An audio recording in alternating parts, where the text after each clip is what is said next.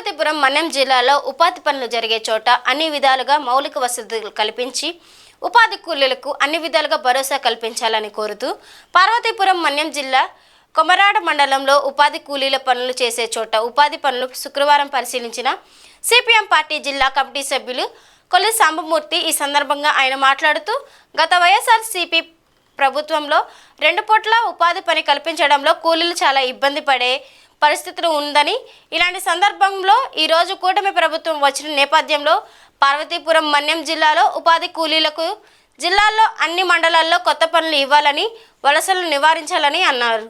గుణపాము తర్వాత నీరు ఇవన్నీ సౌకర్యం టెంట్ తర్వాత ఇవన్నీ కూడాను మాకు మంచి ఎండల్లోన ఈ పని 600 కూలి కల్పించాలి. మేము పత్తి వెళ్తే 400 500 వస్తుంది సుమారు. మరి మీరు ఈ 2 పూట్లకి పని కల్పిస్తుండ్రు, 4 కిలోమీటర్లు నడుస్తున్నాము. మరి దీనికి మీరు వేయకపోతే ఎలాగా, మేము బతకడం ఎలాగా పిల్ల జల్లతోటి అనేసి వెయ్యాలి. సుమారు ఒక పూట పని మాకు కల్పించాలి. ఎండ 2 పూటలు నడలేకపోతాము, బాగా ఎండలు. మాకు 600 కూలి ఇవ్వాలి. ఎలా పిల్లలతో బతుకుతాము. మన్యం జిల్లాలో ఈరోజు ఉపాధి హామీ పనులు ప్రారంభించడం జరిగింది.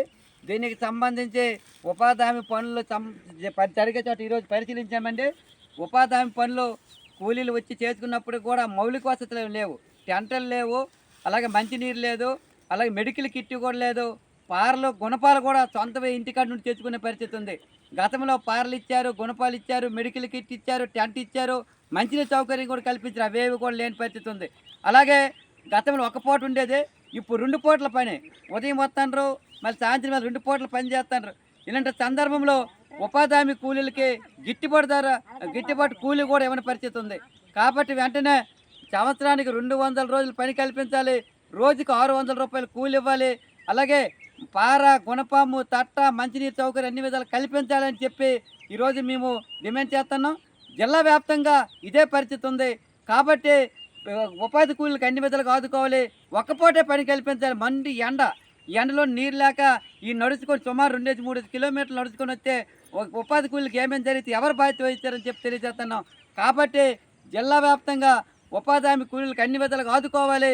అలాగే 200 రోజుల పనితో పాటు రోజుకు 600 రూపాయలు కూలి ఇస్తే కానీ వీళ్ళకి కిట్టిన పరిస్థితి ఉంది. ఎందుకంటే పత్తి ఏరుకోవడానికి వెళ్తే రోజుకు 300-400 వస్తుంది. ఉదయం 6 గంటలకు వెళ్తారు, 12 గంటలకు వస్తారు. మరి ఉదయం సాయంత్రం 2 పూటల పని చేస్తే మరి గిట్టుబాటు ధర లేకపోతే గిట్టుబాటు కూలి లేకపోతే ఎలా బతుకుతారని చెప్పి తెలియజేస్తున్నాం.